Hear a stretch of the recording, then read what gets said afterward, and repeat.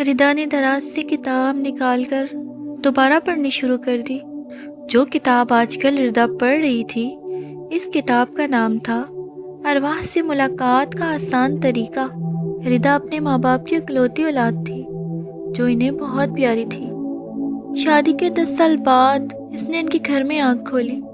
کوئی نہیں جانتا تھا کہ یہ اولاد کتنے جتن اور منتوں سے ہوئی ہے۔ اب تو بس وہ تھی اور اس کے والدین۔ ان کی زندگی میں اسی کے دم سے تمام رونق تھی۔ جب وہ چھوٹی سی تھی تو روزانہ وہ آفس سے واپسی پر اس کے لیے اس کی پسند کی کوئی نہ کوئی کھانے پینے کی چیز ضرور لے کر آتے۔ کبھی کوئی کھلونا، کبھی کوئی کتاب۔ وقت گزرتا گیا اور ردا کالج میں جا پہنچی۔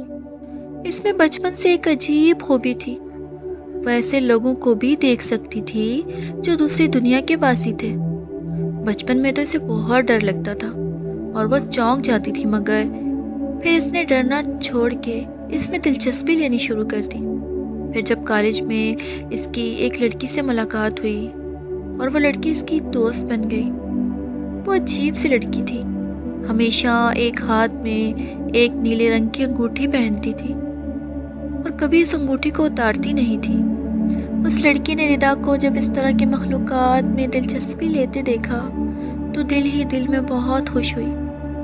اسے بھی ان تمام باتوں میں بہت دلچسپی تھی۔ وہ ردا کو عجیب عجیب سی کتابیں لا کر دیتی۔ ان کتابوں کو پڑھ کر ردا مزید ان باتوں میں اور ان مخلوقات میں دلچسپی لینے لگی۔ ان دونوں کی بہت گہری دوستی ہو گئی تھی۔ اس لڑکی کا نام سحر تھا۔ سحر نے ردا کو کبھی اپنے گھر والوں کے بارے میں نہیں بتایا تھا۔ وہ کون ہے، کہاں رہتی ہے اور کس کے ساتھ آتی جاتی ہے۔ ردا جب بھی کالج جاتی، سحر وہاں پر پہلے سے ہی موجود ہوتی تھی۔ ردا جب بھی اس کے ساتھ ہوتی تھی بہت پرسکون رہتی تھی، اور سحر سے الگ ہوتی تو عجیب سی سے بے چینی سی ہوتی تھی۔ اس کا دل کرتا تھا کہ بس وہ ہر وقت اس کے ساتھ رہے۔ عجیب سی کشش تھی سحر میں۔ دن گزرتے گئے، سحر اس کی دلچسپی کو اور بڑھاتی گئی۔ ایک دن اس نے ردا کو ایک ایسی کتاب لا کر دی جس کتاب میں روحوں سے بات کرنے اور ان سے ملنے کا طریقہ درج تھا۔ ردا نے جب یہ کتاب پڑھی تو وہ سحر سے کہنے لگی، میرا بہت دل کرتا ہے کہ میں ان مخلوقات سے بات کروں، کیا تم میرا ساتھ دو گی؟ یہی تو سحر چاہتی تھی، تبھی تو اسے کتاب لا کر اس نے دی تھی۔ وہ کہنے لگی، ہاں ہاں، یہ عمل کرنے کے لیے صرف 2 فرد کی ضرورت ہے، اور میں اور تم دونوں مل کر یہ عمل شروع کریں گے۔ جس رات چاند کو گرہن لگنا تھا، سحر شام میں اس سے ملنے آئی اور مشترکہ پڑھائی کرنے کے بہانے سے ردا کے گھر پر ہی رک گئی۔ اس کی والدہ بھی خوش ہو گئی تھی کہ اسی بہانے ردا کا دل بہل جائے گا۔ رات ہوئی تو دونوں نے کھانا ساتھ میں ہی کھایا اور چاند کو گرہن لگنے کا انتظار کرنے لگی۔ تقریباً 1 بج چکا تھا۔ چاند اپنی پوری آب و تاب سے چمک رہا تھا۔ دونوں کی نظریں اس پر ہی جمی ہوئی تھی۔ تھوڑی دیر بعد اس کی روشنی مدھم ہونے لگی۔ ردا کو نیند آنے لگی تھی۔ سحر نے اسے کونی ماری اور آسمان کی طرف اشارہ کیا۔ اس نے اوپر دیکھا، چاند آدھا چھپ چکا تھا۔ سحر نے اپنے پرس کی جیب میں سے ایک کتاب نکالی، ردا کا بیڈ اٹھا دیا۔ وہاں اس نے 6 پہلو کا ایک ستارہ بنایا اور اس کے ہر کونے پر ایک موم بتی جلا کر رکھ دی۔ اس کے پاس ایک عجیب سی زبان میں لکھی ہوئی کتاب تھی۔ جیسے ہی اس کتاب کو اس نے پڑھنا شروع کیا، دروازے پر زوردار دستک ہوئی۔ ردا نے گھبرا کر سحر کی طرف دیکھا۔ سحر نے اپنے منہ کے اوپر انگلی رکھی اور اسے خاموش رہنے کا اشارہ کیا۔ ردا حصار سے اٹھ کھڑی ہوئی۔ دونوں نے جلدی سے موم بتیاں بجھا کے بیڈ کو اپنی جگہ بچھا دیا اور ایسا منہ بنا لیا جیسے کہ دونوں پڑھتے پڑھتے سو گئی تھی۔ ردا نے جلدی سے دروازہ کھولا۔ سامنے اس کے والد کھڑے تھے۔ ردا، اتنی دیر لگا دی دروازہ کھولنے میں بیٹا؟ وہ پوچھنے لگے۔ ردا چونک گئی اور سحر کی طرف دیکھنے لگی۔ اس کے بولنے سے پہلے ہی سحر بول پڑی، انکل، وہ ردا پڑھتے پڑھتے سو گئی تھی اور میں واش روم میں تھی تو مجھے تھوڑا ٹائم لگ گیا، سوری انکل۔ ردا نے بھی زور سے سر ہلایا۔ جی ابو، میں سو گئی تھی تو بیٹا کیا ضرورت ہے اتنا جاگنے کی؟ وہ بولے، بس کرو اب سو جاؤ، صبح اٹھنا بھی ہے۔ वो वापस जाने के लिए मुड़े, फिर पलट कर बोली, अपना ख्याल रखो बेटा, तुम हमारी इकलौती औलाद हो। और हाँ, बाहर मत निकलना, चांद को ग्रहण लगा है और उसके दिल और दिमाग पर बुरे असरात पड़ते हैं। वो वापस चले गए। दोनों ने एक दूसरे की तरफ फातिहाना अंदाज से देखा और अंदर जाकर दरवाज़ा बंद कर दिया। दरवाज़ा बंद करते ही सहर के मुंह से ज़ोरदार हंसी निकली। रिदा, तुम्हारा मुंह देखने लायक था। अगर तुम अपने अब्बू से इतना डरती हो तो किसी रूह को सामने देखकर क्या करोगी? मैं नहीं तुम्हारी मदद करने वाली। वो बेड के कोने पर टिक गई। अरे नहीं नहीं, वो तो अचानक अब्बू जी आ गए थे ना, इसलिए चौंक गई, वरना तो मैं नहीं डरती। वैसे बात सुनो, रिदा ने सहर से पूछा, तुम्हारे अम्मी अब्बू नहीं मना करते ऐसे कामों से? नहीं तो, वो बोली, वही तो मुझे ये सब किताबें ला कर देते हैं। वो पूरी इसरार मुस्कुराहट लबों पर सजाए रिदा को देखते हुए बोल रही थी। अच्छा, इसने सरसरी से अंदाज में इसको देखा और कंधे अचकाए। खैर चलो, अब बताओ आगे क्या करना है? वो दिलचस्पी से पूछने लगी। पहले तुम इस हिसार में बैठोगी, मैं एक अमल करूंगी, फिर पूरे 3 दिन बाद मंगल के रोज सूरज निकलने से पहले तुम एक कत्ल करोगी। क्या? रिदा की आवाज इसके हलक में फंस गई। कत्ल? इसने हैरत से सहर की तरफ देखा। इसने इसी अंदाज से सर हिलाया, गोया कत्ल किसी मक्खी का हो। ना बाबा ना, मैंने तो आज तक किसी चूंटी को नहीं मारा, और तुम कत्ल करने की बात करती हो? रिदा जोर जोर से नफी में सर हिलाते हुए बोली, शहर में ये काम नहीं कर सकती। क्यों नहीं कर सकती? करना तो पड़ेगा, एक छोटे से नन्हे से बच्चे का कत्ल। सहर बड़े इत्मीनान से बोली। पर क्यों? रिदा ने पूछा। क्या और कोई रास्ता नहीं? नहीं, इसने नफी में सर हिलाया। एक छोटे बच्चे का दिल ही इनको तुम्हारी तरफ रागिब कर सकता है। वो खुश होकर तुम्हें अपना रूप दिखा देंगे, हो सकता है कि कोई इनाम भी दे। रिदा सोचने लगी। देखो, आज की रात तो गुजर गई, अब अमावस की रात का इंतजार करना पड़ेगा, सहर ने कहा। तब तक किसी बच्चे का इंतजाम कर लो। फिर वो बिस्तर पर लेटते ही सो गई थी। सुबह रिदा की आंख खुली तो सहर गायब थी। 9 बज चुके थे। इसने सर पर हाथ मारा। रिदा बेबी, तू तो गई काम से। इसने जल्दी जल्दी मुंह धोया। अम्मी सहर चली गई है क्या? इसने पूछा। पता नहीं बेटा, मुझे जाती हुई नजर नहीं आई, ना ही नाश्ते पर आई। लगता है जल्दी चली गई, शायद कोई क्लास थी। क्लास का सुनकर इसे याद आया, आज इसका उर्दू का टेस्ट भी था। वो जल्दी से उठी, नाश्ते के नाम पर एक जैम लगा स्लाइस उठाकर बाहर भागी। इसकी अम्मी तो बस बुलाती रह गई। रिदा कॉलेज में पहुंची तो सहर पहले से ही मौजूद थी। अरे तुम कब आई? रिदा ने पूछा। बस अभी अभी सहर ने कहा। अच्छा वो सब छोड़ो, बताओ कि रात वाली बात याद है ना? क्या सोचा फिर? रिदा एक कदम पीछे हटी। मुझे ये सब गलत लग रहा है सहर, मैं ये जुल्म नहीं कर सकती। मैं किसी बच्चे को कैसे मार सकती हूँ?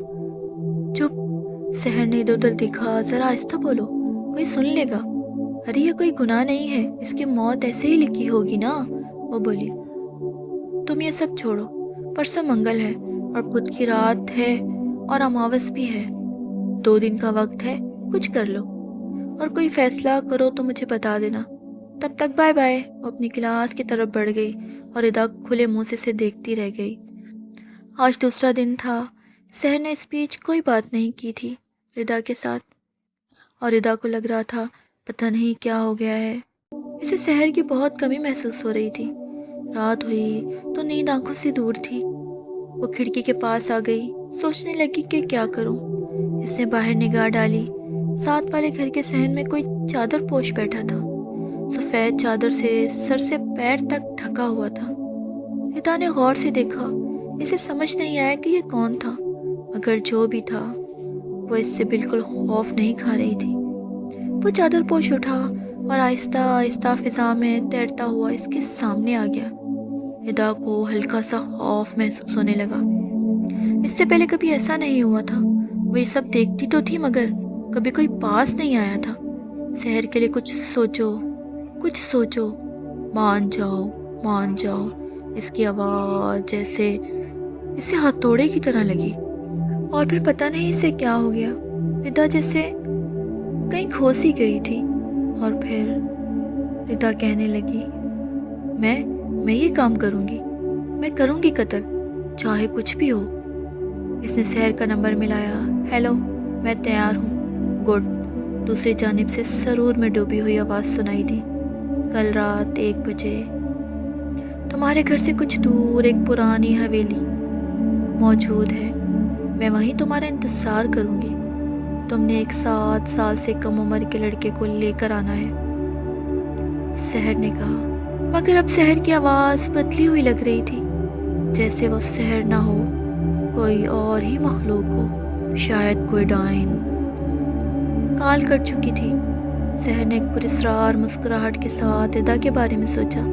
बेचारी रिदा मेरे लिए कत्ल तक करेगी। इसे ये नहीं मालूम कि डाइन का दिल जिस पर आ जाए इसे साथ लिए बिना नहीं जाती। और मुझे रिदा भी पसंद आ गई है, और वो दिल भी जो वो लाने वाली है। इसके बाप का वादा पूरा हो गया, अब इसकी वापसी है मेरी दुनिया में। इसने खुशी से भरपूर एक जोरदार चीख मारी और जोर जोर से हंसने लगी। दूसरी तरफ रिदा इसी हालत में बिस्तर पर दराज हो गई। वो जागती रही यहाँ तक कि सुबह हो गई। अगले दिन जब वो होश में आई तो सर दर्द से फट रहा था और आंखें खुली हुई थी। रात वाला वाकया इसके दिमाग में फिल्म की तरह चलने लगा। वो बहुत परेशान थी। इसने बेदिली से नाश्ता किया और अम्मी से बुखार का बहाना बनाकर वापस अपने कमरे में आ गई। कुछ देर तक वो सोचती रही, फिर उसने सहर का नंबर मिलाया। हेलो सहर, मैं ये सब कैसे, मेरा मतलब है कि ये सब मैं कैसे करूँगी अकेले, तुम मेरी मदद करो। ओह रिदा, तुम भी ना, चलो तुम ऐसा करो कि वो बच्चा यहाँ ले आओ, बाकी काम मेरा है। तुम डर रही हो तो इसका खून नहीं बहेगा, हम बचा लेंगे, सहर ने तसल्ली दी। इसे कुछ हौसला हुआ। ठीक है, मैं कोशिश करती हूँ। रिदा ने यह कहकर कॉल काट दी और कॉलेज से वापसी पर वो बेहोशी की दवा खरीद लाई और इसे अपने कमरे में छुपा दिया। इत्तेफाक से इसी रोज़ रिदा के हमसायों के घर कुछ मेहमान आए। इनके साथ 2 बच्चे भी थे, एक 7-8 साल का था, एक 3 साल का था। रिदा तो पहले से ही तलाश में थी। शाम के वक्त दोनों अकेले फुटबॉल के साथ खेल रहे थे और इनके साथ साथ एक स्याह लिबास में औरत भी थी। वो कौन थी, ये सिर्फ रिदा को नज़र आ रही थी। इस रोज़ इसकी अम्मी भी कुछ बीमार थी। इसने मौका देखकर गली में झांका, कोई भी नहीं था। इस छोटे बच्चे ने गेंद को किक मारी जो कुछ दूर बने घड़े में गिर गई। इसका बड़ा भाई वो गेंद निकालने के लिए भागा। रिदा ने फौरन दरवाज़ा खोला और भाग के इस छोटे बच्चे को काबू किया। वो बच्चा सहम गया और खौफज़दा नज़रों से इसे देखने लगा। रिदा ने आओ देखा ना ताओ इसके मुंह पर हाथ रखा और इसे उठाकर अंदर ले आई और गेट बंद कर दिया। कुछ देर बाद मौका मिलते ही रिदा उस बच्चे को उठाकर तेज़ी से हवेली के खंडर की तरफ रवां दवां थी। रास्ते में से 1-2 दफ़ा ठोकर भी लगी, मगर इसकी चाल में सुस्ती ना आई। इसका दिमाग जैसे किसी ने जकड़ रखा था। रिदा की वालदा ने जब इसे वो बच्चा उठाते हुए जाते देखा तो इनका दिल जैसे किसी ने बंद कर दिया हो। वो जल्दी से अपने कमरे की तरफ भागी। दरवाज़ा खोलते ही इसके वालिद इसरार साहब को पूरी तरह छोड़ दिया। उठें, जल्दी उठें, कब तक इस तरह गाफिल रहेंगे, जल्दी उठें, हमें चलना है। वो एकदम उठे। क्या बात है, खैर है ना, इन्होंने रिदा की अम्मी से पूछा जो जल्दी जल्दी अपनी चादर ओढ़ रही थी। वो उठकर इनके पास जा खड़े हुए। क्या बात है, इतनी भुखलाई हुई क्यों लग रही हो? मैंने कहा था ना कुछ गलत हो जाएगा। अब देख लें गलत तरीके का नतीजा। इनकी आंखों से आंसू बह रहे थे। हमारी रिदा की जान को खतरा है। वो कमरे से बाहर निकल गई। वो भी जल्दी से बाहर निकले। किससे खतरा है? इनका दिल अनजाने खौफ से लरसने लगा। क्या आपको नहीं मालूम? डाइन से खतरा है। वो इसे अपने काबू में कर चुकी है। और वो साथ वाली समीना, इसकी बहन का बच्चा भी रिदा की गोद में था। क्या? वो हैरान रह गए। कितना कहा था मत ले काले इल्म का सहारा, औलाद अल्लाह की देन है, मगर आपने मेरी बात नहीं मानी। लोगों की शादी को कई साल गुजरने के बाद भी उम्मीद होती है और आपने 5 सालों में ही हार मान ली। انہوں نے گیٹ لاک کیا اور ان کا ہاتھ پکڑ کر حویلی کی طرف چلنے لگی، اور اسرار صاحب ماضی میں کھو گئے تھے۔ پتہ نہیں میں اپنی اولاد کا سکھ دیکھ سکوں گا کہ نہیں، اسرار صاحب نے اپنی بیوی سے کہا۔ 5 سال ہونے کو آئے ہیں مگر ہماری اولاد نہیں ہوئی۔ فکر نہ کریں، اللہ ہمارے ساتھ ہے، ان کی بیگم نے سمجھایا۔ ان کی بات سن کر وہ بے دلی سے کام پر چلے گئے۔ ایک شام کو جب وہ واپس آئے تو ان کا موڈ بہت اچھا تھا۔ رات کو کھانے کے بعد جب ردا کی امی نے پوچھا تو وہ بتانے لگے، انہیں ایک عامل کا پتہ چلا ہے، وہ پیسے نہیں لیتا مگر کام ہو جاتا ہے۔ کون سا کام؟ انہوں نے پوچھا۔ میں نے اس سے ٹائم لیا ہے، انشاءاللہ ہم بھی صاحب اولاد ہو جائیں گے۔ ان کے چہرے سے چھلکتی خوشی دیکھ کر وہ کچھ نہیں بول سکی۔ اس عامل نے ان کو ایک تعویذ دیا اور کہا کہ یہ ایک رسکی کام ہے اور اس کام میں ایک ڈائن ان کی مدد کرے گی، مگر ایک مقررہ وقت کے بعد وہ اس کام کا بدلہ لے گی۔ کیسا بدلہ؟ اسرار صاحب نے پوچھا۔ وہ بدلہ یہ ہے کہ 20 سال کے بعد وہ تمہاری اولاد کو اپنے ساتھ لے جائے گی۔ اگر تم نے اس سے اپنی اولاد کو بچانا ہے تو تمہیں اس کی 20 سال تک کی عمر میں شادی کرنی ہوگی، اور اس کی پہلی اولاد میں جو بھی ہوگا وہ اسے دینا ہوگا، اور اس طرح تمہاری اولاد بچ جائے گی۔ مگر ایسا نہ ہوا تو وہ تمہاری اولاد کو لے جائے گی۔ مگر وقت گزرتا گیا اور اسرار صاحب ایک دن ایک بیٹی کے باپ بن گئے۔ وہ اپنی اولاد کو پا کر اپنی خوشی میں ایسے گم ہوئے کہ وہ اس شرط کو بھول گئے جو اس عامل نے بتائی تھی۔ یہاں تک کہ 20 سال گزر گئے۔ ایک مرتبہ وہ اس بات کے توڑ کے لیے عامل سے ملنے بھی گئے، مگر وہ تو نہ مل سکا۔ اس کے بیٹے نے بتایا کہ وہ کچھ عرصہ قبل انتقال کر چکے ہیں۔ اب وہی ہوا جس کا ڈر تھا، وہ ڈائن اسے اپنے جال میں پھنسانے میں کامیاب ہو چکی تھی۔ ادا 20 سال کی ہو چکی تھی مگر شادی نہیں ہو سکی تھی۔ اس کے والد اور والدہ کھنڈر تک پہنچ چکے تھے۔ اب ان کی نظریں ردا کی تلاش میں تھی۔ ردا کو دروازے پر سحر مل گئی تھی۔ تم اپنے ساتھ اپنی ماں کو بھی لے آئی؟ اس نے غصے سے کہا۔ ردا نے پیچھے مڑ کر دیکھا۔ بچے نے ان کو دیکھا تو بولنے کی کوشش کی، مگر ردا نے اس کے منہ پر ہاتھ رکھ دیا۔ اسے اپنی ماں کی متلاشی نگاہیں نظر آئی۔ ایک لمحے کو اس کے دل میں ان کی محبت امٹ کر آئی، مگر اگلے ہی لمحے وہ سر جھٹک کر سحر کے پیچھے پیچھے اندر چلی گئی۔ اندر جاتے ہی اسے اپنا دم گھٹتا محسوس ہوا۔ ایک عجیب سی بدبو ہر طرف پھیلی ہوئی تھی۔ اسے ایک دم ابکائی آئی۔ گھبرانے کی ضرورت نہیں ہے، سحر بولی۔ اس کا دل بہت بری طرح سے ڈرا تھا۔ اسے لگ رہا تھا کہ اس نے یہاں آ کر غلطی کر دی ہے، مگر اب کیا ہو سکتا تھا۔ تم یہ مشروب پیو اور اسے مجھے دے دو۔ اس نے یہ کہتے ہی اس کے ہاتھ سے اس بچے کو لے لیا۔ بچہ اس کے پاس جاتے ہی رونے لگا۔ اتنے میں پچھلی طرف بنے ہوئے کمرے سے ایک سیاہ لباس والی عورت نکل کر آئی۔ اس سے اپنا چہرہ ڈھانپا ہوا تھا۔ اس نے اس بچے کو سحر کی گود سے لے لیا۔ بچہ زور زور سے رونے لگا۔ اس عورت نے اس کے منہ پر ایک زوردار تھپڑ رسید کیا۔ وہ سہم کر ادھر ادھر دیکھنے لگا۔ وہ عورت اسے بالوں سے پکڑ کر تیزی سے سامنے بنے ہوئے ایک تختے کی طرف لے گئی۔ ردا ردا کو اپنی ماں کی آواز سنائی دے رہی تھی، مگر اس پر کسی بات کا اثر نہیں ہو رہا تھا۔ وہ چاہ کر بھی جا نہیں پا رہی تھی۔ عورت نے اس بچے کو اس تختے پر لیٹا دیا اور اس کے ہاتھ پیر باندھ دیے۔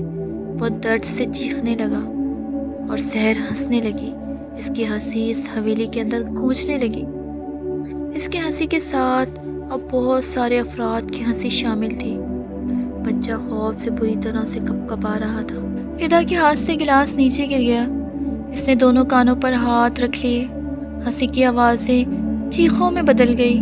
ردا نے سحر کی طرف مدد طلب نظروں سے دیکھا، مگر سحر اپنے حواس میں کہاں تھی؟ وہ تو ایک عجیب مخلوق میں بدل گئی تھی۔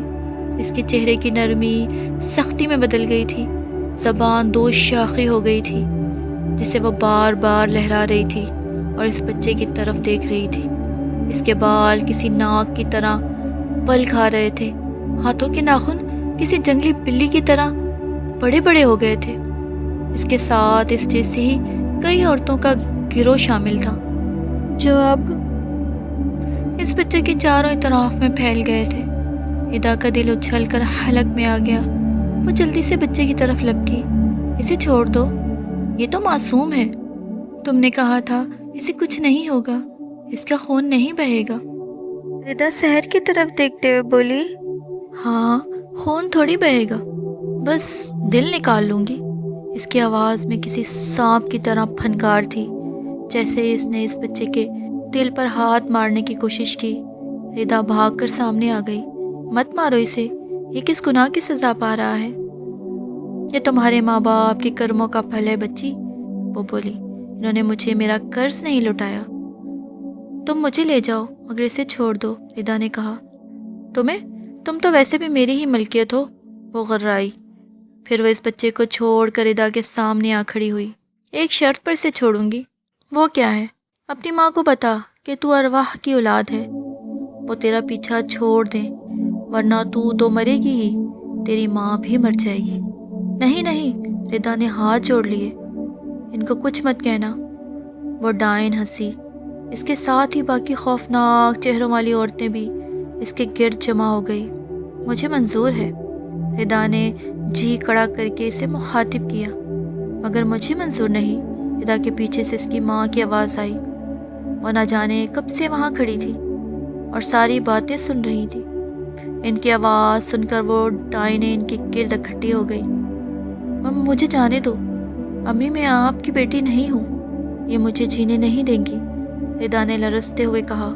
مگر ردا، تم میری اکلوتی اولاد ہو، میں کیسے تمہیں؟ وہ رونے لگی۔ مگر امی، میں آپ کی بیٹی تو ہوں ہی نہیں، میں جس کی اولاد تھی اس کے پاس ہوں۔ اس کی آنکھوں سے آنسو بہنے لگے۔ تمام ڈائنیں ہنسنے لگی۔ پھر اس ڈائن نے اس بچے کو کھول دیا اور اسے کسی بے جان گڑیا کی طرح اٹھا کر ردا کی ماں کے آگے ڈال دیا۔ ردا کی امی زور زور سے رونے لگی اور ردا کی زندگی کی بھیک مانگنے لگی۔ مگر اب کیا ہو سکتا تھا؟ اسرار صاحب نے اپنی بیوی کا ہاتھ پکڑا۔ چلو یہاں سے چلو، ورنہ تم آنے والے لمحات کی تاب نہ لا سکو گی۔ مگر وہ میری بیٹی ہے۔ چلو، وہ تقریباً گھسیٹ کر ان کو باہر لائے۔ ردا نے ان کو جاتا دیکھ کر آنکھیں بند کر لی۔ اس ڈائن نے ایک چیخ ماری اور آنن فانن ردا کے سینے پر ہاتھ مار کر کلیجہ باہر نکال لیا اور ساری حویلی ان کی چیخوں سے گونجنے لگی۔ وہ ایک دو جھٹکے کھانے کے بعد ساکت ہو گئی۔ اس کی آنکھیں کھلی تھی مگر سانس رک چکا تھا، ہمیشہ ہمیشہ کے لیے۔ ردا کی ماں باہر نکلتے ہی زمین پر بیٹھ گئی اور دھاڑیں مار مار کر رونے لگی۔ اسرار صاحب بھی زاروں کے تار رو رہے تھے، لیکن اب کچھ بھی نہیں ہو سکتا تھا۔ اسرار صاحب نے ان کو بمشکل اٹھایا اور اس بچے کو اپنے ساتھ لیا اور واپسی کے لیے روانہ ہو گئے۔ وہ اپنے گھر کی جانب جا رہے تھے۔ ان کے پاس اب کچھ بھی نہیں بچا تھا۔ خالی ہاتھ اور خالی دل کے ساتھ وہ اپنے گھر کی جانب چل دیے۔